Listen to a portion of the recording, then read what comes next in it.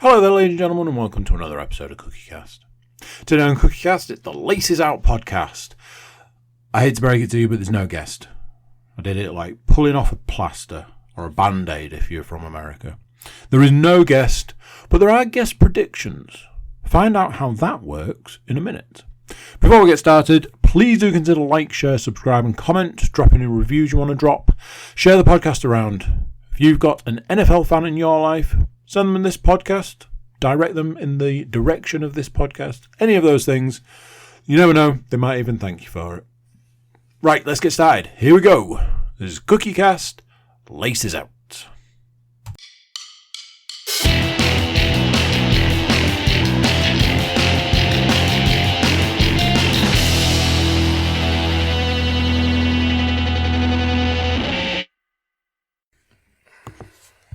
Recording in progress. I can't remember whose turn it is. My turn. I wasn't prepared. But I'll pretend that was. So, listeners, more so at this point in time, watchers have kind of got the idea already. Listeners, it is that time of the week where we discuss a sport not from our country. It is the NFL podcast, Laces Out. I am here. My glamorous co-host, Mr. Paul Williams, is here. Good evening to you, sir. Peace. And our guest this week is... There's no guest. We nearly had a guest. The Christmas tree is our guest. We nearly had a guest, but somebody scared them off. This isn't a blame culture. This is not a blame culture. Moving on swiftly. So, Paul, where are we? What week is it? What day is it? So, I won't give away the day, as that would, pull back the curtain too much on the recording schedule / showing you how the sausage is made, so to speak. But we have just completed week 15 of 18 of this year's NFL regular season. So, last week's guest was Mr. Matt Moore. It was his third, possibly even fourth time on the show.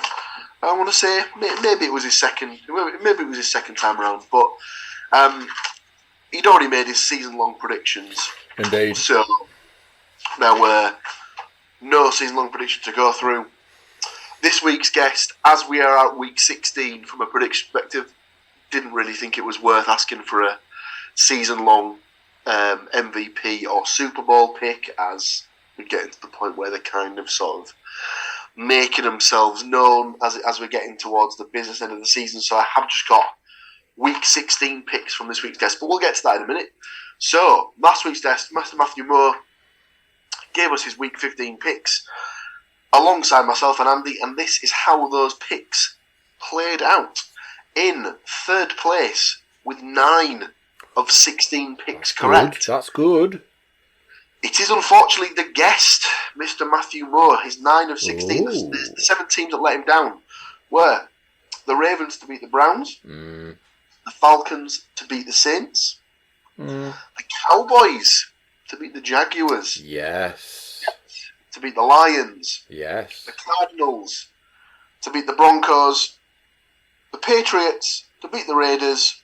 And the Commanders to beat the Giants. A couple of crazy last-minute decisions there and games that went to overtime that have kind of shafted Mr. Moore there. But have you sadly, seen the video of the Patriots fan who is in the stadium watching the game and it's the last play of the game?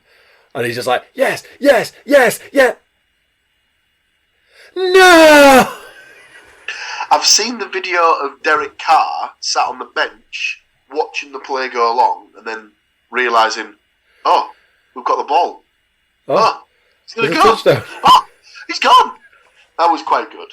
So, Matt, no points for him, sadly. So, it's up to me or you for the week. So, coming in second with 10 of 16 picks correct.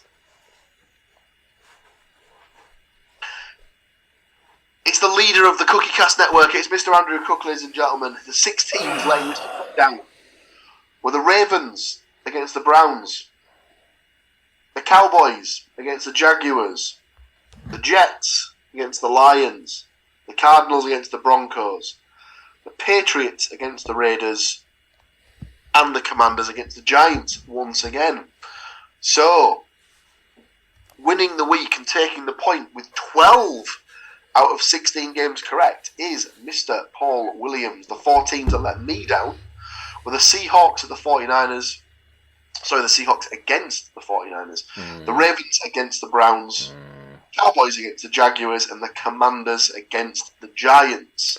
All other team selections were correct. So, from a season-long perspective, the guest remains on 4 points. Andy on 4.5 points. I now move to an uncatchable or unbeatable 7.5 points. Andy would have to win out from here with weeks 16, 17 and 18 for the regular season perspective. Obviously, when we get into the post-season, the game changes slightly. But yes, 7.5 points for myself for the week. But that's not where the predictions ended. As obviously, we have the side bet from this week. So going into week 15, Andy was on 33 points. I was on 39 points. I'd opened up a bit of a gap. Can Andy bring it back with his 4 selections? Now, his 4 selections were the Eagles against the Bears. That's a tick. The Vikings against the Colts. It looked like it wasn't going to be for a while, but that is indeed a tick. The Saints against the Falcons.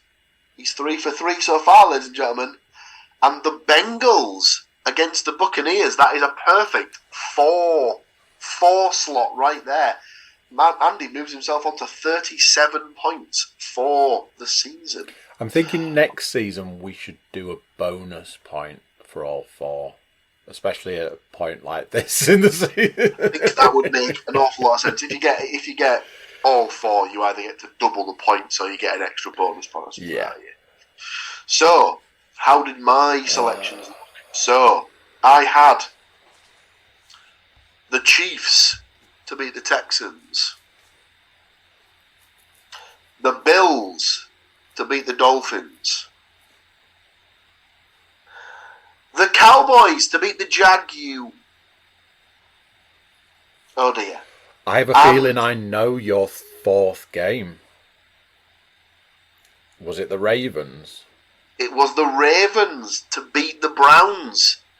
2 points for Mr. Williams, moving me on to 41. So Andy has closed to within 4. So all it takes is one absolute blowout in a week. And this is the thing. This is what we've said all season. I know I keep coming back to it, but I've floated this idea. I actually floated this idea last season, and I think we were a little late off the mark, but made sure that we were ready to go this season, and just kept saying things like, it might not work, it might not work. I mean, we're 15 weeks in, and it's still technically all to play for. In a situation where we've just had what we've had this week, if that's, repeated next week, it would still be that inching ever closer. So, yeah, some tweaks can be made for next season, bonus points and things like that, which could make it even closer. I mean, if you take it with the season-long picks, like you said, you are probably in a position now where you are unbeatable at this point. So, whereas the side bet keeps on trucking. So, yeah, I'm kind of enjoying it. I kind of like it. I kind of like that because there's pressure at the point, because you have to make that for want of a better way of putting it, you have to make that game time decision on, I am going to put the house on this game being a banker. And this season has been the absolute worst season to do this, because, I mean, look at the teams that let all of us down collectively this week. If you could pick those picks over again, you'd still make the decisions, because this season is so changeable. And what I found is making this week's selections each week makes you slightly adjust the way you make the next week's picks, because you have to go on what, this team was terrible, but they're not anymore, but they might still be, but maybe they're not. Can they win this game? That team's struggling. There's a lot more into it. I think it might be in the stats. I do have my latest conspiracy theory that I'd like to unload onto the unsuspecting world. But like I said, it's possibly in the stats and we should potentially come to it. But yes, I saw an image and went, interesting. But anyway. Although, weekly picks done, side bets done, so is it stats o'clock? There's only one way to finish off week 14, and that is with the week 15, apologies. Amazing. That is with the stats. Almost organically brings us to the stats. There was a lot of questions today, whether we would be recording today, whether it was going to be tomorrow. Who knew? And ultimately, at the end of it all, it relied on one man who is a woman. And she is the stats mistress. I was like, look, if you get the opportunity to do the stats, that would be amazing. However, if you don't, you can always do it tomorrow. I'll leave it with you.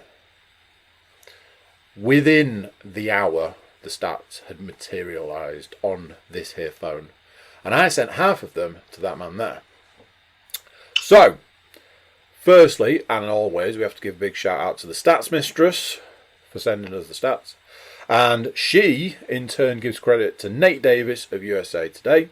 These are the NFL Week 15 stats for the 2022 season. And where else would the stats start this week? What a weekend!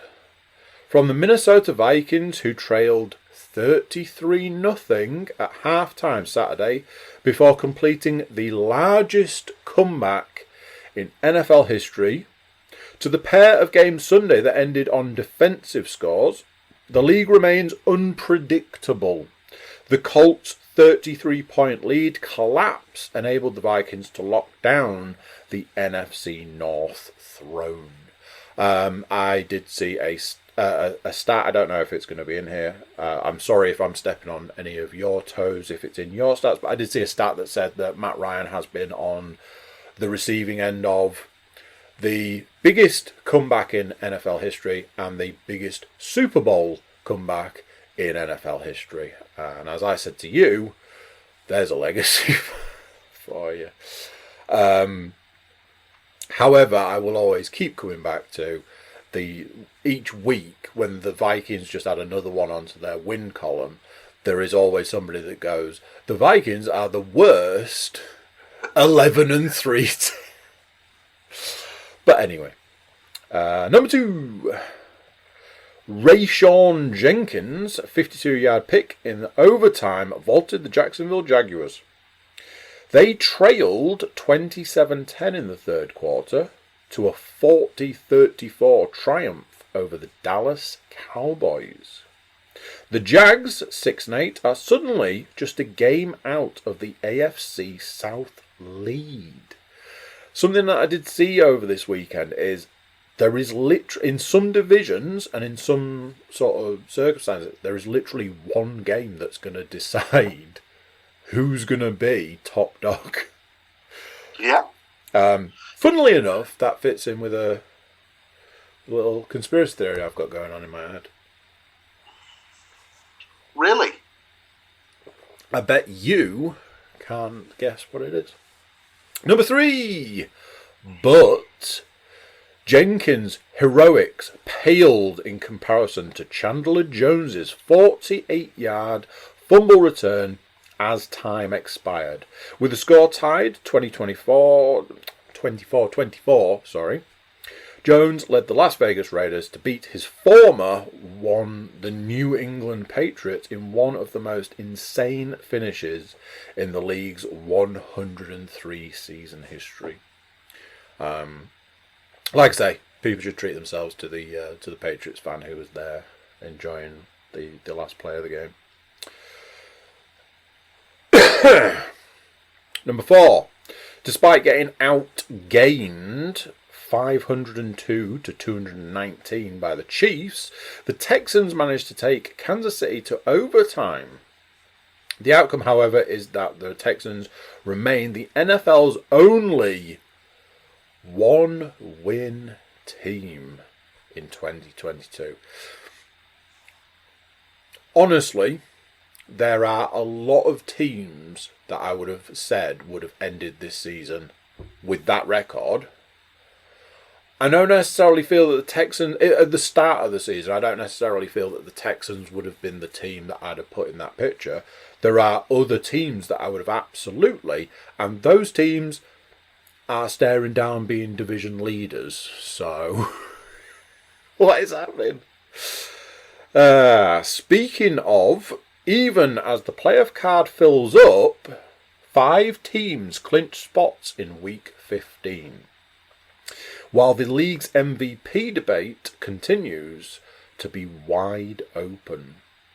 Bills quarterback Josh Allen moved back into the shortlist Saturday night with 4 touchdown passes as Buffalo, 11-3, became the first AFC team to claim a playoff spot.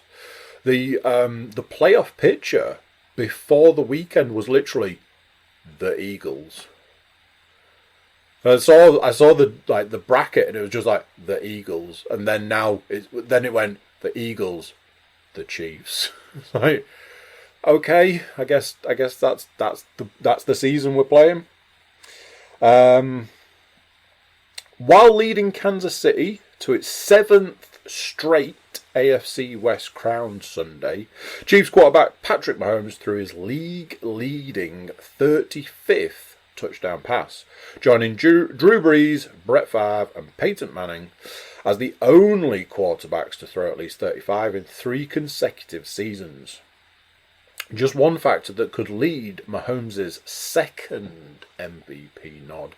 As we always like to say, the NFL loves a stat, and so do we. So, you know, it all goes hand in hand.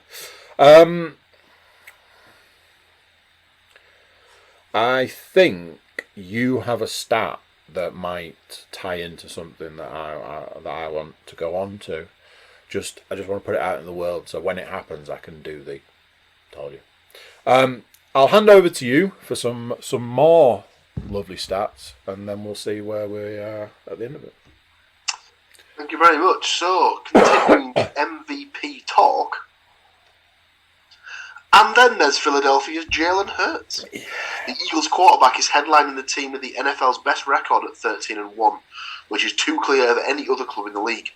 Hurts didn't exactly stink up Chicago's Soldier Field on Sunday, running for 3 TDs, but he did have his first multiple interception game of the season in an unexpectedly close game with the lowly Bears.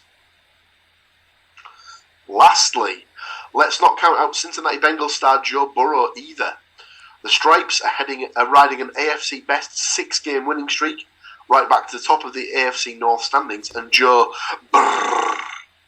posted 4 more touchdown passes on Sunday, outdueling Tom Brady and his fading Tampa Bay Buccaneers. Speaking of TB12, they had Tampa Bay TB12 and Tampa Bay had all 2 interceptions and 2 fumbles of his season's high 4 turnovers, which explains why they couldn't hold a 17-point lead. Tampa Bay at 6-8 is still in first place in the NFC South, but only has a 1-game lead on all of the other 3 teams in the division. Indeed. The NFC East doesn't have a member with a losing record and remains on track to become the first division to send all of its clubs into the postseason. Cowboys quarterback Dak Prescott has thrown 7 interceptions in his last 4 games. In 9 starts this season, he's been picked off multiple times in 4 of them, and they still have the Eagles to face this coming week. And to finish off my set of stats, the rest of the NFC should be warned that Philadelphia is now just one win away from locking up the conference's first round bye and home field advantage. So 2 things here. 1, at the weekend we had guests to watch the football, and randomly one of the guests said, "Hey, whatever happened to Gardner Minshew?" And everybody went, "Do you know, so I'm not entirely sure. Did he just evaporate?" So a quick Google search revealed that Gardner Minshew is the backup quarterback for the Philadelphia Eagles. So when I saw today that Jalen Hurts is hurt and Gardner Minshew is potentially going to be taking the field at the weekend, I was like, did we just will this into existence? There was another one, because we were talking about Josh Rosen and how he was big at one point, and then another one that just evaporated. Saw a thing today that said that he's been signed off a practice squad to be a backup quarterback. It's like, what is happening? What is it like a Candyman situation? If you say it enough, it just materialises. Just want to go back to one of your stats. I don't want to, read it word for word again, but Tampa Bay, 6-8, is still in first place in the NFC South. I saw a picture of the NFC South, and it was the Buccaneers at the top, all of the teams in the division, and the caption was, "Someone has to win the division."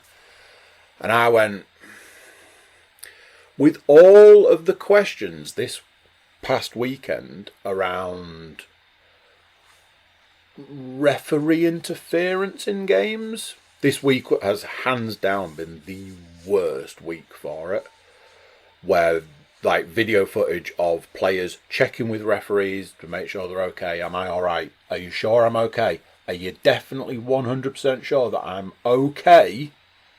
And then the moment that it starts, the ref throws a flag, and a lot of pass interference calls that are just being ignored, pass interference that isn't, and so on and so forth.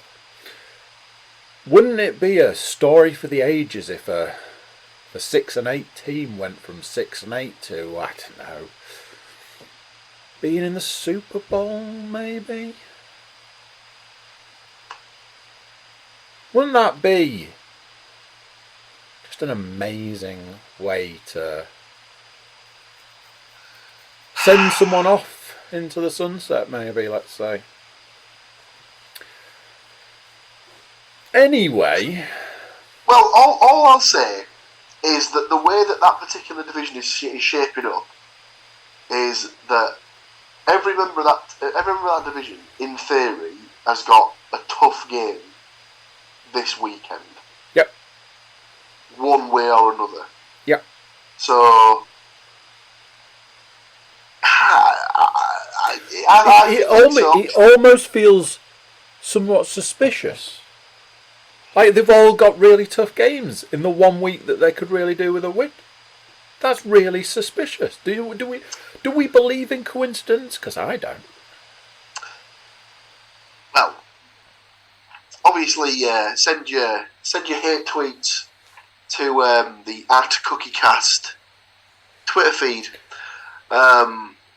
I'll fight anybody about this. Anyway. We'll leave that there. So I'm happy to leave it there. I just wanted it on record that when we're sitting down to a Bucks Chiefs Super Bowl and I'm there eating my whatever I'm eating, nachos or something, going, I said this would happen. Oh no. So that's week 15 done, dusted. Put in the corner, sorted. We move on to week 16, and this week's Week 16 picks from the guest perspective are brought to us by a new name to the podcast. I reached out, sent out the bat signal, all that sort of jazz. Obviously, I've done it once before this season, and James Williams gleefully answered the call, and quite right he did so as well. He got a half point for the guest. Well played, sir. This week, our guest predictions come from a Pittsburgh Steelers fan. Really? His name is Steve Huller. Now, I met Steve a number of years ago, discovered that we had a mutual interest in the NFL, and I now spend regular occasions with him watching the games and commenting on them as such. So Steve has provided this week's nominations, selections, predictions, and we will go through those now. So our first game takes us to the Thursday Night Football, which is the Jacksonville Jaguars travelling to New York to take on the Jets. Andy has given home field advantage to the Jets on this one, whereas myself and Steve think the Jags are riding a bit of a hot streak on this one. So, in my defence, in my defence on this one, this is one of many games this week that I struggled with, and I really struggled to pick this.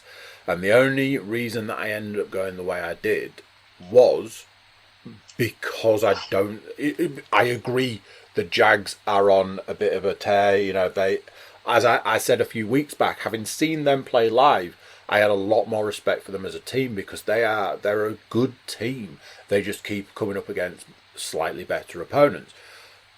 But the Jets are just so unpredictable this season. Remember when I was saying, you know, there are teams that I would have put in the one-win category? Before the start of the season, the Jets would have definitely been in that category. But they were just like, we're taking scalps this season. And it was like, oh, okay. And then they started winning randomly. So it was like, I might have to roll the dice on this one. That will not be the first time I say that in these predictions. So there you go. A little bit of a split opinion on this one. So next up, we move to Christmas Eve games. Now, the NFL has taken the decision to move the majority of the games from the Sunday slot into the Saturday slot, as Christmas this year will fall on a Sunday. So the next slot of games that we go through until we say the differences will all take place on Saturday. So next up, we have the Atlanta Falcons taking on the Baltimore Ravens. Myself and Andy have gone for the Ravens. Steve has picked the Falcons. I can only presume that is because he cannot bring himself to pick the Baltimore Ravens as they're in the same division as the Pittsburgh Steelers. He may be a genius, who knows. Next up, we have the Detroit Lions taking on the Carolina Panthers, and we have all gone for the Lions across the board. We have all done the same for the Bills against the Bears. We have also all gone for the same in the Saints against the Browns game, where we have picked the Browns. We also picked the Bills in the game before, just in case I didn't mention that, but I thought that was pretty understandable. It's the same for the next three games, in which we've all taken the Chiefs over the Seahawks, the Vikings over the Giants, and the Bengals over the Patriots. Next up, we have an interdivisional game where the Texans take on the Titans. Myself and Andy think the Titans will get this one done, whereas Steve has taken the Texans. We move into the late slot of games on Saturday with the 49ers taking on the Washington Commanders. We've all gone for the 49ers on that one. The last of the Saturday evening games sees the Eagles take on the Cowboys. Myself and Andy think the Cowboys will get this one done, whereas Steve has picked the Eagles. From a UK perspective, our first Christmas Day offering takes place in the wee hours of the morning with the Las Vegas Raiders taking on the Pittsburgh Steelers. Andy has taken the Raiders on this one, whereas myself and Steve, shock horror, we're in the Steelers camp. Next up, we move to Christmas Day, actual day, not morning, not evening, not anything. So, 6 p.m. in the evening, England time, we have the Green Bay Packers at the Dolphins. We have all taken the Dolphins on that one. Next up, we have the Denver Broncos at the Los Angeles Rams. Sorry, I have taken the Broncos on this one, whereas Andy and Steve have taken the Rams. Our Sunday night football, as it were, so this will obviously be early Boxing Day morning, sees the Tampa Bay Buccaneers take on the Arizona Cardinals. We've all taken the Bucs on this one. And the Monday night football sees the Los Angeles Chargers travel to Indianapolis to take on the Colts. And we have all taken the Chargers. So, no duplications across the board there, so there should be a definite winner in one of those. All that's left to do is to divvy up the games and do this week's side bet. Obviously, Andy won last week, so technically it is my turn to choose whether to go first or to go second. I will go first, as I've not gone first for a while, so I will take the Buffalo Bills to beat the Chicago Bears. Andy, your 2 selections, please. I would like the Tennessee Titans to decimate the Houston Texans, please. I will also take the Kansas City Chiefs to beat the Seattle Seahawks. Interesting. In that case, I will have... I'll have the Tampa Bay Buccaneers to beat the Cardinals. Nice little bounce back win for Tom and his boys. Yeah, they knew And that. I will have the Cincinnati Bengals to beat the New England Patriots. Your final 2 selections, my good man. I will take the Minnesota Vikings, unfortunately, to beat the New York Giants.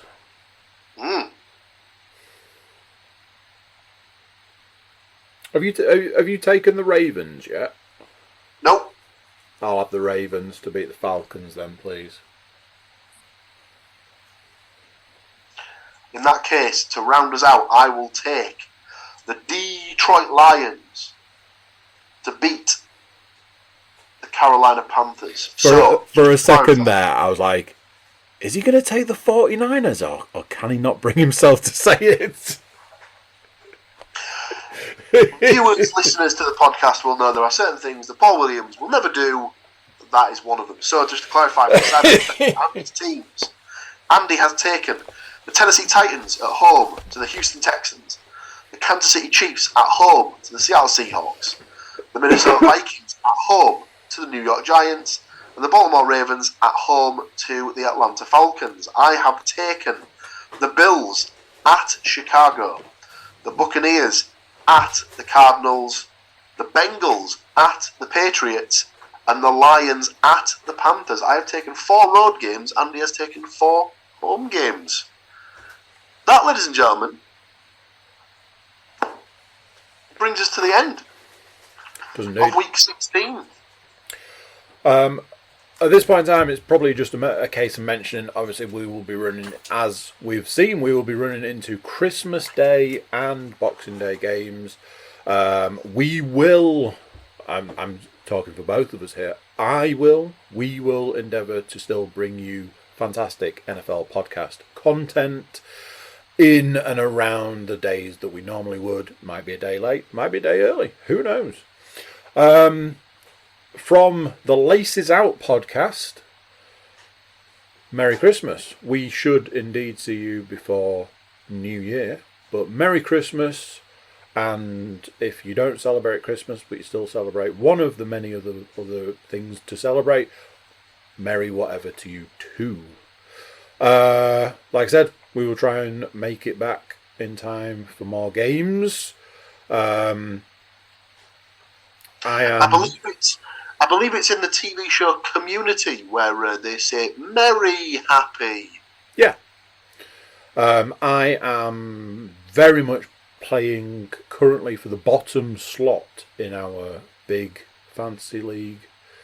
I'm enjoying that nearly as much as playing for the gold in the other fantasy league. So you'll be pleased to hear I am losing at this point in time, but we shall see what this week's games bring. Definitely going into the consolidation bracket. There we go. Thank you to you for helping me take these people up to the big day's worth of games. I think there's something else happening that day, but I can't quite put my finger on it. Other than that, it's goodbye from me. Goodbye from my glamorous co-host. We shall see you shortly. Let's leave it at that. Tatty bye. So there you go, what do you think to that? Hey, it's all heating up. Season-long predictions, the side bet, fantasy football, the season in general. It's all getting real tense now, isn't it? Thanks for listening, thanks for watching. From everybody here at CookieCast, a big, merry, happy. You can celebrate the festive time by like, share, subscribe and comment. See what I did there? You can also drop reviews, share the podcast around people you know, and if you're feeling in the mood for a website, jump over to thecookiecast.com and check out what we've got going on there. Social media links and an email button means you can get in touch with us whenever you want to. That's it for this one. Until next time, I'm going to say bye, and I'll see you then. How awesome is that? So awesome. You gotta like, share and subscribe.